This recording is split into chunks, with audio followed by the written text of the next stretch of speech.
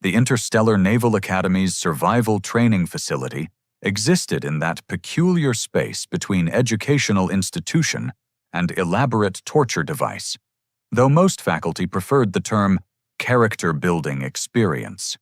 Commander Zex-9 had presided over this particular flavor of institutional sadism for the better part of 3 decades, watching wide-eyed cadets from 47 different species discover precisely how unprepared they were for a universe that actively despised their continued existence. Today's batch looked particularly doomed. "Attention, final-year cadets." Zex-9's voice carried the weight of someone who had delivered this speech too many times to maintain any pretense of enthusiasm. "Your survival examination will determine whether you graduate to active duty or spend another delightful semester explaining to your families why the Academy standards have apparently declined since their day." The assembled cadets, a colorful assortment of scales, tentacles, and existential dread, shifted nervously in the amphitheater. Zex-9's compound eyes swept over them with the practiced assessment of a mortician measuring coffins. "We begin, as tradition dictates, with Class 1 worlds: breathable atmosphere, tolerable gravity, abundant water. The sort of place your great-grandmothers might have chosen for retirement." A holographic display flickered to life, showing a pastoral landscape that could have graced a vacation brochure. "Cadet Vorth Prime?" A mantis-like being with iridescent wings clicked forward. "Present, Commander." "Congratulations. You've volunteered for the Garden Planet. Try not to die from overconfidence."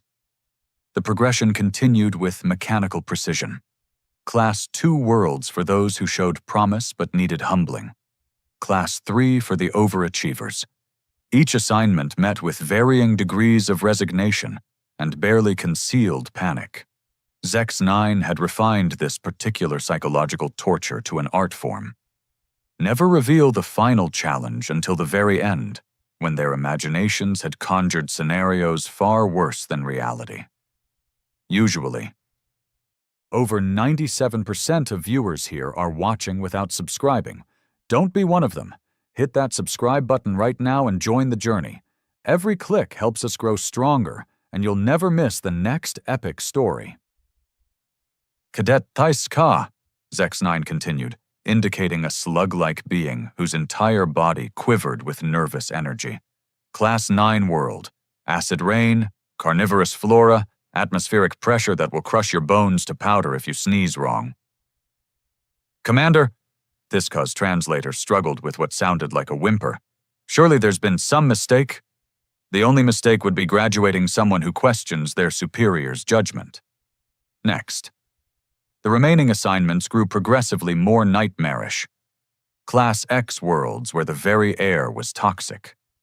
Class 11 environments where gravity fluctuated randomly, and the local wildlife had evolved specifically to hunt anything foolish enough to visit, which brought them to the final candidate. Exchange Cadet Thompson. A bipedal figure near the back of the assembly raised what appeared to be a hand. The human looked remarkably unremarkable. No natural armor, no visible weapons, no apparent adaptations for survival beyond an opposable thumb and what the Academy's xenobiology texts generously described as persistent delusion regarding personal invincibility. Zex-9 paused, savoring the moment. In 30 years of conducting these examinations, this particular revelation never grew old. "Class 12 Deathworld," he announced, watching the amphitheater erupt in horrified gasps. "Preliminary survey designates it as Nightmare 77 Kappa. Surface temperature varies between -80 and +160 degrees.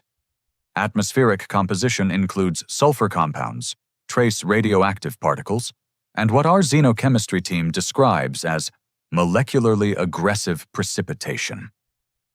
The holographic display updated, showing a planet that appeared to have been designed by a committee of sadists with unlimited budgets and severe personality disorders. Lightning storms raged across continents of jagged obsidian. Volcanic eruptions painted the sky in shades of orange that hurt to observe. Steam rose from oceans that might have been water or might have been liquefied despair. The local ecosystem, Zex9 continued with the enthusiasm of someone describing a particularly virulent plague, consists entirely of apex predators. No herbivores, no bottom feeders, just an endless hierarchy of creatures competing to see which can kill you most creatively. Our preliminary scans detected 17 different species of carnivorous plants, 43 varieties of venomous atmospheric fungi, and something our computers refuse to classify beyond "please don't." The amphitheater had fallen silent except for the sound of several cadets quietly hyperventilating. Radiation levels exceed safe exposure limits by a factor of 12. Seismic activity occurs roughly every 4 minutes. The weather patterns appear to be actively malevolent. Our survey drones, Zex9's voice carried a note of genuine bewilderment. Our survey drones didn't return. They didn't crash. They didn't malfunction. They simply ceased to exist approximately 7 minutes after entering the atmosphere. Cadet Vorth Prime raised a trembling appendage. "Commander, surely this is meant as some form of motivational exercise. Nobody could survive on such a world." Indeed. Which is why Exchange Cadet Thompson will be provided with our most advanced survival gear, emergency beacon, and detailed instructions on how to activate the extraction protocol the moment things go inevitably wrong. All compound eyes, optical sensors, and various other visual apparatus turned toward the human, expecting to find someone in the advanced stages of psychological breakdown. Instead, Thompson appeared to be taking notes. "Question, Commander," the human said, voice carrying the sort of casual interest usually reserved for discussing weather patterns. "Speak. When you say molecularly aggressive precipitation, are we talking about acid rain or something more exotic? And what's the seasonal variation like? I'm trying to figure out what gear to pack." The silence that followed suggested that several cadets were reconsidering their career choices. "You're not concerned about the survival challenge?" asked Cadet Thais Ka, whose translator now carried undertones of hysteria. Thompson shrugged, a gesture that somehow managed to convey both dismissal and mild amusement. "I mean, it sounds unpleasant, but nothing I haven't dealt with before. The temperature range is actually pretty reasonable. That's just summer in Arizona versus winter in Minnesota. The wildlife situation sounds challenging, but at least everything's carnivorous. Means I won't have to worry about accidentally stepping on something harmless." "The radiation levels," Zex9 began. "Yeah, that's annoying. I'll need to pack extra sunscreen.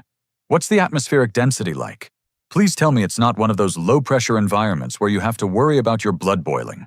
Commander Zex9 had overseen the training of thousands of cadets representing dozens of species across multiple decades. He had watched brave warriors reduce to quivering terror at the prospect of Class 6 worlds. He had seen tactical geniuses break down weeping when assigned to Class 8 environments. He had never encountered anyone who responded to a Class 12 Deathworld assignment by asking about sunscreen recommendations. "The atmospheric pressure," he said slowly, "is roughly 3 times your homeworld standard." "Oh, good. High pressure's easier to deal with than low pressure. Anything else I should know? Local day-night cycle? Seasonal weather patterns? Are we talking about a short rotation or one of those tidally locked nightmare situations?" The amphitheater had achieved a quality of silence usually associated with funeral services or particularly solemn religious ceremonies. Thompson continued making notes with the sort of methodical attention typically reserved for grocery lists. "Exchange Cadet Thompson," Zex9 said, his voice carrying 3 decades of accumulated bewilderment. "Are you perhaps unfamiliar with the concept of self-preservation?" "Not at all, Commander." I'm just trying to plan appropriately. You mentioned 17 species of carnivorous plants. Are they mobile or rooted? Because that changes the whole tactical approach. And the venomous atmospheric fungi, do they release spores?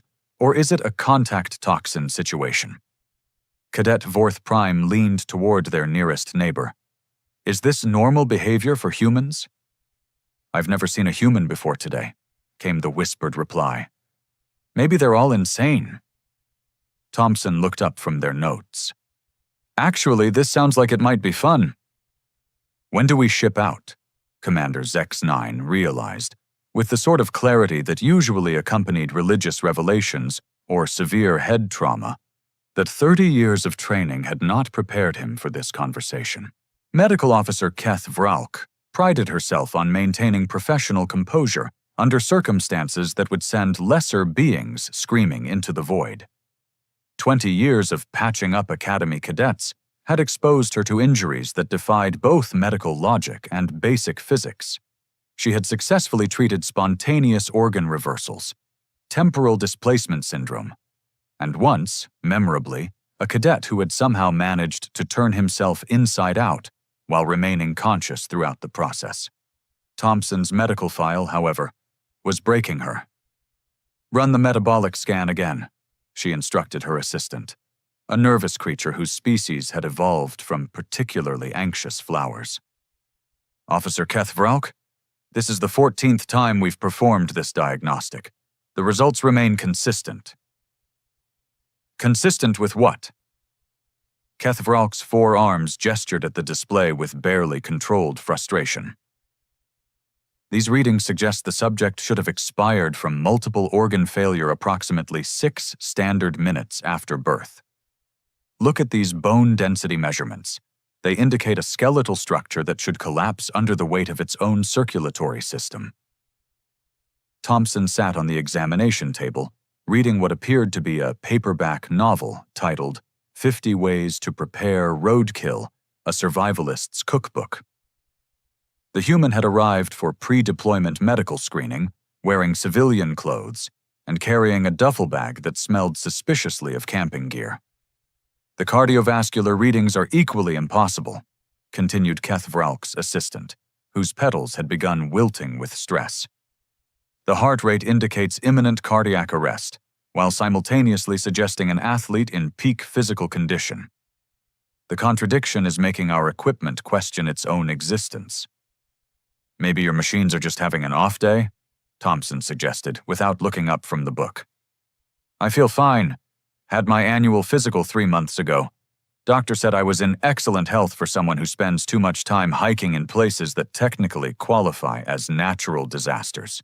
Keth Vralk's secondary brain, the one responsible for processing information too disturbing for her primary consciousness, began filing formal complaints with her hypothalamus. Human, your blood analysis indicates the presence of compounds that should be immediately fatal to carbon-based life forms. Your plasma contains trace elements that exist only in the cores of dying stars. Oh, that! I spent last summer working cleanup at a geothermal plant. You should see what mercury poisoning looks like on these scanners. This isn't mercury poisoning, Keth Vralk said with the patience of someone explaining basic mathematics to a particularly stubborn child. This is like your body has adapted to process materials that shouldn't exist outside of theoretical physics textbooks. Meanwhile, in the equipment preparation bay, Chief Quartermaster Dol Brex was experiencing his own crisis of professional competence. The Dolbarian had earned his reputation by outfitting expeditions to environments so hostile that they existed primarily as mathematical concepts. His storage facility contained protective gear that could keep a cadet alive inside a black hole's event horizon, assuming they remembered to charge the batteries. Thompson had politely declined everything except a basic field pack and what appeared to be hiking boots. Explain to me again why you don't want the molecular stabilization field? Dolbrex's voice carried the tone of someone whose fundamental understanding of reality had been personally insulted. Too bulky, Thompson replied, testing the weight of a compass that looked like it had been purchased from a camping supply store circa 20 years ago. Besides, I've never trusted equipment I can't maintain myself. These fancy force fields are great until the power cell dies, and you're stuck in a radioactive thunderstorm with nothing but blinking lights and a very expensive paperweight. The power cells are rated for continuous operation under combat conditions for 6 standard months. Sure, but what happens if something goes wrong? I'd rather have gear I understand than gear that understands me. Can I get one of those old-fashioned water purification tablets? The kind that taste terrible but actually work? Dalbrex consulted his inventory manifest with the expression of someone discovering that their religion had been fundamentally incorrect. Human, you're requesting equipment rated for Class 3 environments at most. You're deploying to a world that our scientists describe as aggressively committed to ending all known forms of life. Right, but think about it from a logistics perspective. Simple gear means fewer failure points. Fewer failure points means more reliable performance when things get ugly. And let's face it, on a Class 12 world, things are definitely going to get ugly. The Quartermaster's species had evolved from creatures that survived by obsessively collecting shiny objects and hiding them in complex underground lairs. His every instinct screamed that this approach violated the fundamental principles of preparation and paranoia that had kept his ancestors alive for millions of years. At minimum, you need the atmospheric processor. Without it, you'll be breathing poison within minutes of hitting the surface. Thompson held up what looked like a standard-issue military gas mask, the sort of thing that might have been state-of-the-art several decades ago. This should handle the worst of it. I've got backup filters and a couple of those emergency air canisters for the really nasty stuff. That mask is designed for filtering industrial pollutants, not for surviving in an atmosphere composed primarily of weaponized chemistry. Look, Chief, I appreciate the concern, but trust me on this one. Half the places I've been hiking back home make your Class 12 world sound like a wellness retreat. Sometimes the old-fashioned approach works better than all the high-tech solutions. 3 decks up, in the Tactical Briefing Center, Strategic Planning Officer Ming Dral was discovering that her carefully prepared presentation had become an exercise in existential horror. The holographic display showed a 3-dimensional map of Nightmare 7-7 Kappa's surface, with threat assessments updated in real time as new data arrived from long-range sensors. The predator distribution patterns suggest an ecosystem designed by someone with advanced degrees in both zoology and psychological warfare, Mingdral explained to the assembled briefing team. Every environmental niche has been filled by something that actively hunts sentient beings. We've identified pack hunters that coordinate using what appears to be tactical telepathy, solitary apex predators that camouflage themselves as natural terrain features, and something that our xenobiology team has classified as living nightmare fuel. Dr. Tismal, the Academy's senior xenobiologist, tentacled nervously at his datapad. The atmospheric spore count alone should trigger immediate respiratory failure in any known species. These organisms don't just colonize lung tissue, they actively restructure it into something more suitable for their reproductive needs. What about the geological instability? Asked someone from the back of the room. Mingdral's presentation updated to show seismic activity patterns that resembled the heartbeat of something very large and very angry. The planet appears to be tectonically hyperactive. Ground tremors occur every 3 to 4 minutes, with major upheavals happening roughly twice per standard day. The volcanic activity follows no recognizable pattern, which suggests either complete geological chaos or intentional malevolence. How does Thompson plan to address these challenges? Dr. Tismal inquired, his translator somehow managing to convey both professional curiosity and personal dread. Mingdral consulted her notes with the expression of someone reading their own obituary. According to the humans' tactical planning session, quote, "Stay flexible, keep moving, and remember that everything's trying to kill you anyway, so don't take it personally." The briefing room fell silent, except for the sound of several species equivalent of nervous breathing. That's the entire tactical plan? The human also mentioned something about reading the terrain and adapting to local conditions, but refused to elaborate when pressed for specifics. Dr. Tis Moll's tentacles had begun unconsciously arranging themselves into what his species recognized as protective configurations. Did Thompson request any specialized briefings on local fauna, environmental adaptation strategies, emergency medical protocols? Mingdral checked her schedule. The human asked if anyone knew whether the planet had anything resembling coffee beans. Control tower. Sigma-9 had monitored survival exercises across 17 sectors for the better part of a galactic standard year. Communications operator Wextal had witnessed cadets face down interdimensional parasites, navigate gravity storms, and survive atmospheric entry using nothing but emergency protocols and sheer terror-driven determination. She maintained professional detachment through a carefully cultivated philosophy that most beings were essentially doomed anyway. So why get emotionally invested? Today was testing that philosophy to its breaking point. Deployment successful across all target zones, reported technical specialist Grixmos, whose cybernetic implants flickered with streams of telemetry data.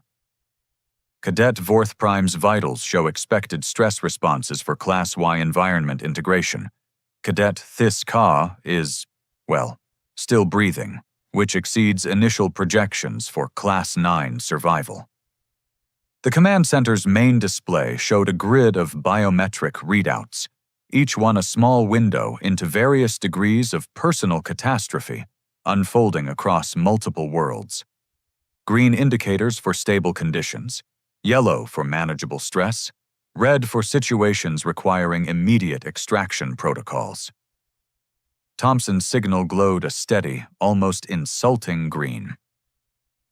"Run a diagnostic on monitoring station 12, Wextal instructed, her tone carrying the sort of forced calm usually associated with emergency medical procedures. Either our equipment has suffered complete systems failure, or Exchange Cadet Thompson is somehow thriving in conditions that should have liquefied their skeleton by now." Grixmos's implants sparked with increased activity. "Diagnostics complete, all systems operating within normal parameters. No equipment malfunctions detected." Then explain why Thompson's heart rate suggests someone taking a pleasant afternoon stroll while simultaneously recording environmental exposure that should cause immediate cellular breakdown. The tactical display updated with real-time surface conditions. Nightmare?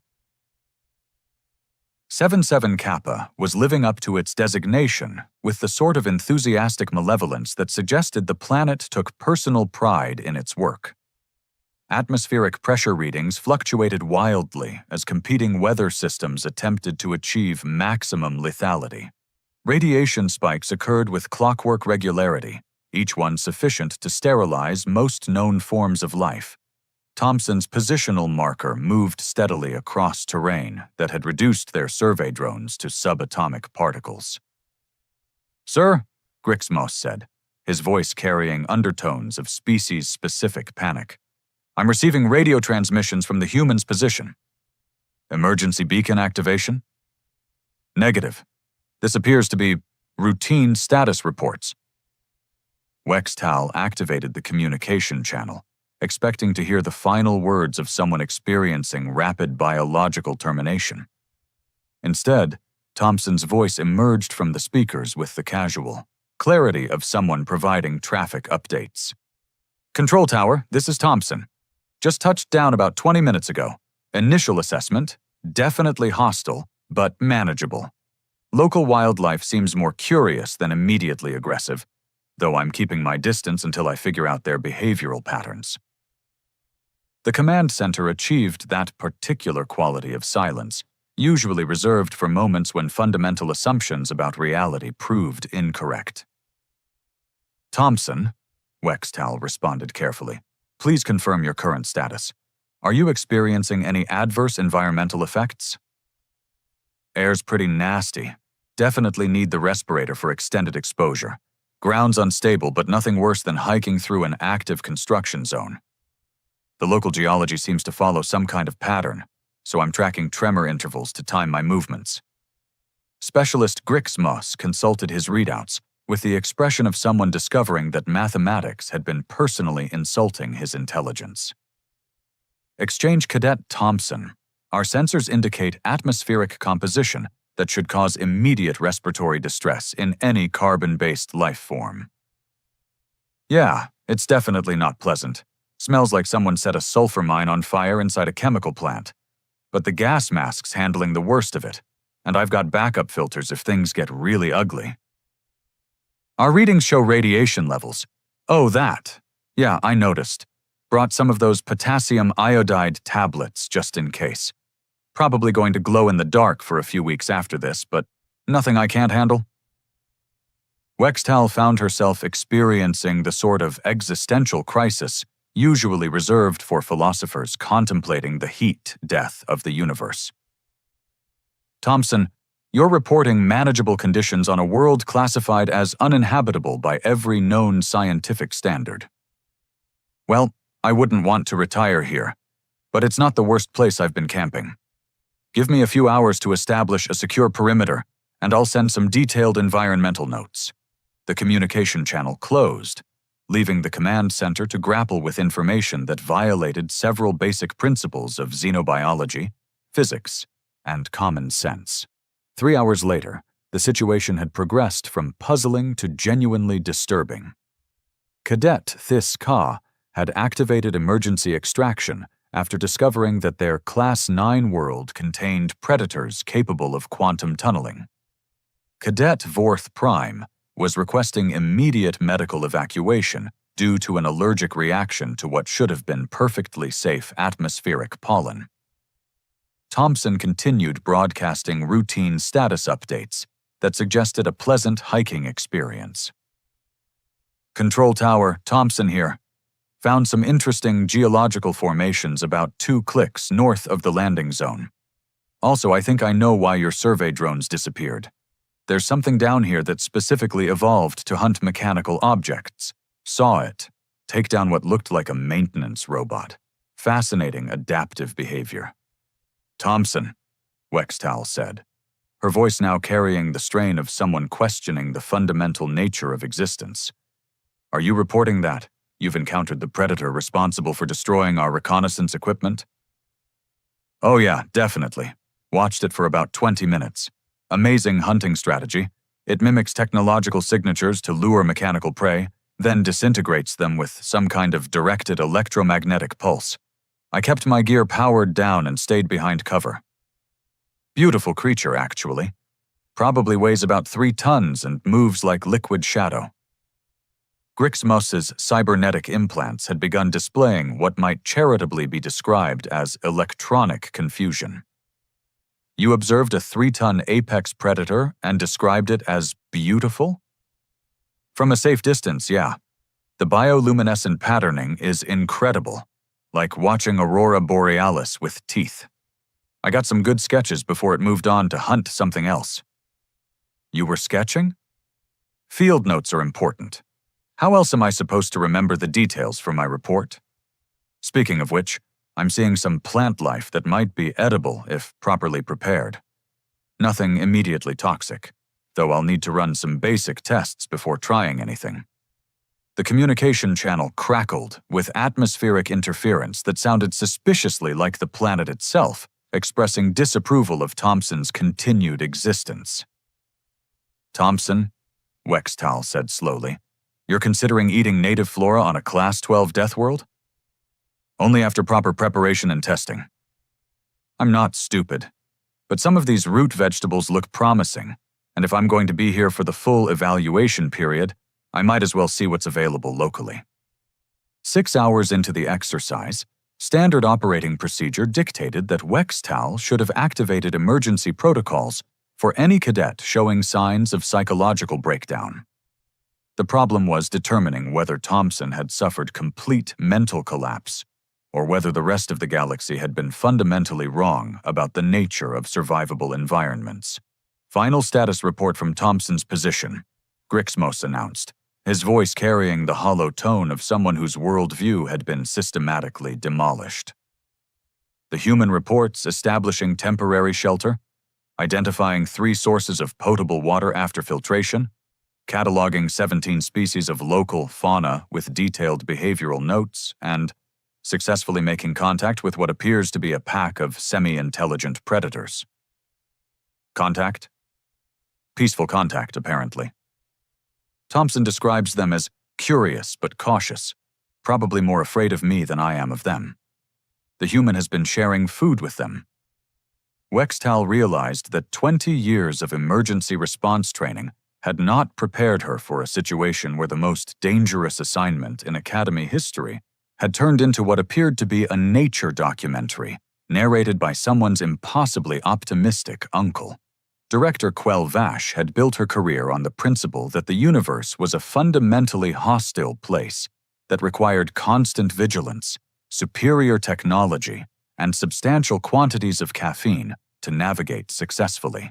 As head of Academy survival operations, she had overseen countless training exercises where bright-eyed cadets discovered that their theoretical knowledge meant approximately nothing when faced with environments actively committed to their destruction. Thompson's file was forcing her to reconsider several fundamental assumptions about reality. "Run this past me again," she said, settling into her chair with the deliberate movements of someone preparing for psychological warfare. "Our most advanced monitoring equipment confirms that Exchange Cadet Thompson has not only survived 72 hours on Nightmare 77 Kappa, but has somehow established what appears to be a thriving base camp." Recovery team leader Hark Dorr shifted uncomfortably in his environmental suit. His species had evolved in the vacuum of space, making them ideally suited for rescue operations in hostile environments. He had pulled cadets out of situations that existed primarily as theoretical nightmares in advanced physics textbooks. He had never encountered a rescue operation where the subject refused extraction because they were still setting up the garden. The human has constructed shelter using local materials, established multiple redundant water sources, and appears to have domesticated several apex predators, Harkdor reported, with the tone of someone reading their own death certificate. When we arrived at the designated extraction point, Thompson was teaching something that looked like a cross between a mountain lion and a tactical nuclear weapon how to play fetch. Fetch. With what appeared to be a makeshift ball constructed from the shed carapace of something our xenobiology database refuses to classify. Director Quell Vash consulted her datapad, hoping to find some explanation that didn't require fundamentally rewriting the Academy's understanding of survival training. What was Thompson's response to extraction protocols? The human asked if we could come back next week. Apparently, there's some kind of seasonal migration pattern they want to observe. And quote, "It would be a shame to miss something this educational." Educational. Thompson has also requested permission to extend the survival exercise indefinitely, citing excellent research opportunities and the most relaxing vacation I've had in years. Senior xenobiologist Dr. Fifth Moss materialized in the doorway with the urgent gait of someone carrying information that would ruin everyone's day. Her tentacles writhed with barely contained academic excitement and what might have been existential terror. "Director, we have a problem. A significant problem. A problem that calls into question everything we thought we knew about Deathworld classification." Director Quell Vash experienced the sort of premonition usually associated with receiving tax audits, or discovering that one's life insurance policy contained unexpected clauses. Explain. We've been reviewing Thompson's planet of origin in light of recent events. Earth's classification in our galactic database appears to contain several discrepancies. What kind of discrepancies? Dr. Fithmoss activated the holographic display, showing a planet that looked suspiciously normal from orbital distance. Blue oceans, white clouds, green continents, the sort of place that might advertise itself as a retirement destination for species with modest environmental requirements. According to our initial survey data, Earth was classified as a Class 3 world: moderate gravity, breathable atmosphere, abundant water, standard temperate environment suitable for most carbon-based life forms. That sounds reasonable. It would be if our initial survey data bore any resemblance to actual surface conditions. Dr. Fithmoss's tentacles began arranging themselves into configurations that her species associated with delivering terrible news. Director, Earth's environment includes atmospheric phenomena that regularly generate electromagnetic pulses capable of leveling entire cities. The planet experiences temperature variations that range from -40 to +50 degrees Celsius as routine seasonal fluctuations. Director Quelvache felt her primary brain beginning to request backup support from her auxiliary nervous system. That's approaching Class 8 designation. It gets worse. Earth's geological activity includes tectonic shifts that regularly reshape entire continents, volcanic eruptions that can alter global atmospheric composition, oceanic systems that generate storm formations with wind speeds exceeding 300 kilometers per hour. Class X territory. The planet's ecosystem, Doctor. Fithmoss continued with the relentless precision of someone conducting a particularly thorough autopsy.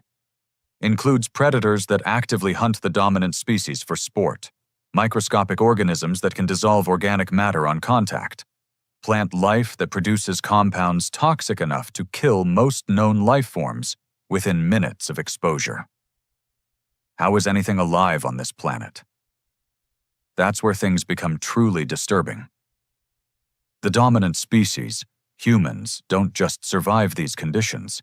They actively seek them out for recreational purposes.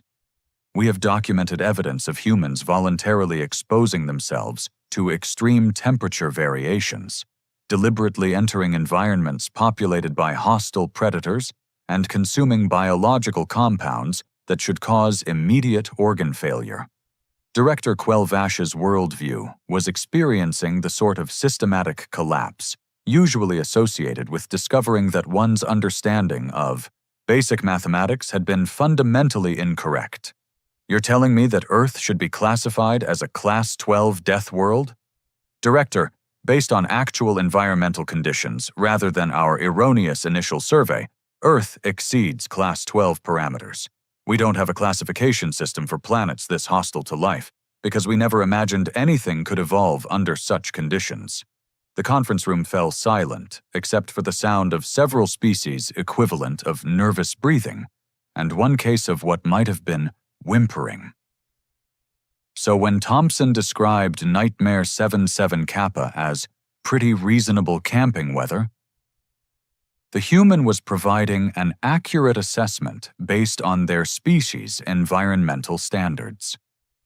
What we consider a death world that actively seeks to destroy all known forms of life, they consider a mildly challenging hiking destination.